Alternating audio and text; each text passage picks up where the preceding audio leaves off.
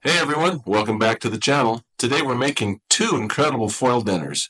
These are easy, customizable, perfect for camping or grilling, or even a simple weeknight meal.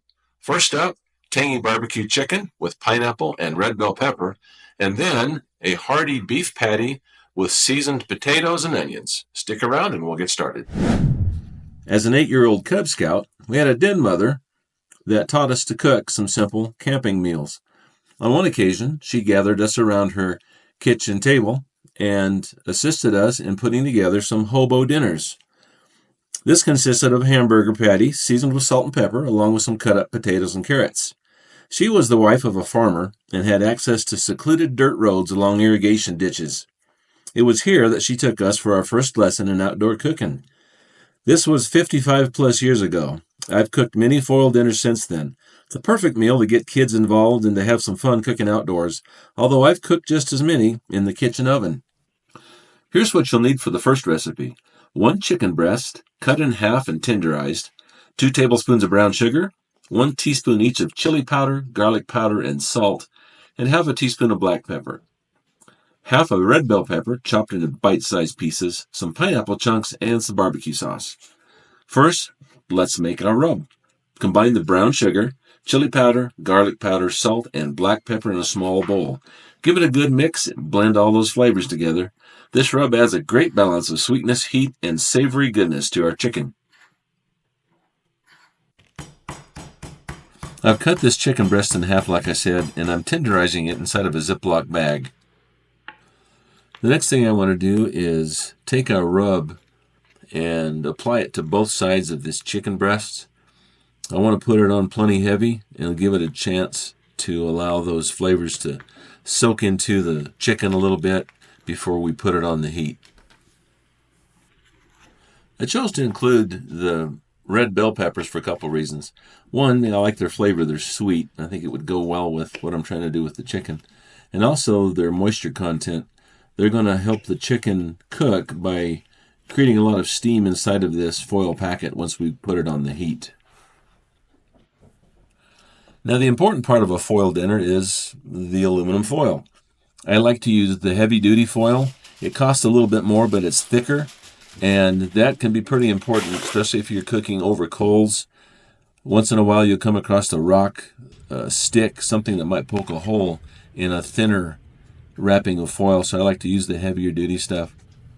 I'm adding the pineapple and the red bell peppers and trying to keep them on top of the chicken so I can have pretty much as tight a package as I can come up with once I start folding the foil over.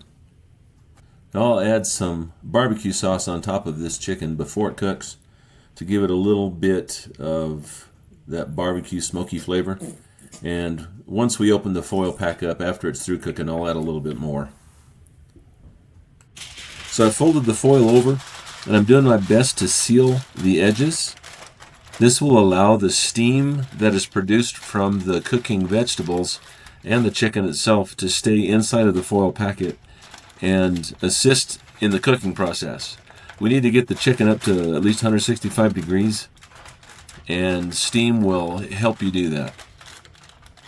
Once I have the edges all tightened up, I'll set this chicken aside and we'll start working on the ground beef, potatoes, and onions. Just over 1.5 pounds of 80-20 ground beef in the bowl.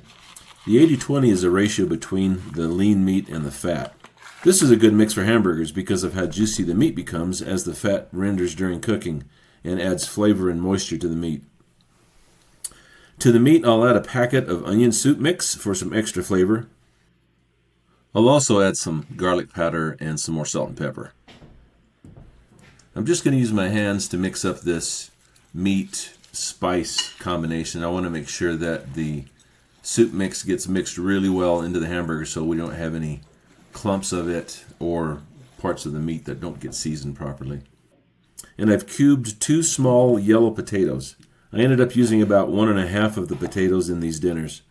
Then I seasoned the potatoes with salt and pepper.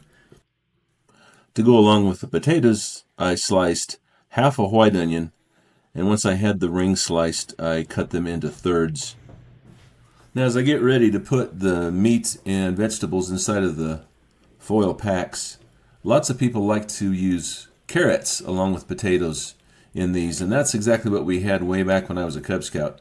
But I ate so many of the carrots that I kind of got sick of them, and I can't really stand cooked carrots to this day. So I left carrots out of my foil dinner, but feel free to put yours in. And like I said at the beginning of the video, these foil dinners are super customizable. Don't be afraid to experiment. They're relatively inexpensive and so easy to cook. But here I am sealing up this foil dinner just like I did the chicken. I want to make sure that it's nice and tight and that the steam stays inside of the packet. Now I've cooked these for about 20 to 25 minutes at 400 degrees. I left the chicken in just a little longer to make sure it was cooked. We did a decent job sealing the foil as the steam stayed inside. Now be careful opening the packets as that steam is super hot. We really enjoyed the flavor of this hamburger. It was kind of like meatloaf. Had a really super nice flavor with that onion soup mix that we included in it. The potatoes were cooked perfectly. They were tender, but not mushy. And of course you can see the onions were translucent and they added a real nice flavor to both the potatoes and the meat. Now the chicken, as you can see us unveiling here in just a second, was very tender. The rub that we had put on it imparted flavors into the meat that gave it a really nice barbecue flavor, as well as did the barbecue sauce. Added that kind of smokiness to it. There you go, folks. 2 foil dinners, super easy to make, fun for the kids or the grandkids to help you. Almost no cleanup. We just threw the paper plates and the tin foil in the trash. Made a few buttermilk biscuits to go with it, and we just enjoyed the heck out of this dinner. So thanks for joining me today. If you try these foil dinners, let me know which one is your favorite in the comments below. And don't forget to like, subscribe, and hit that bell for more easy, delicious recipes. And we'll see you next time.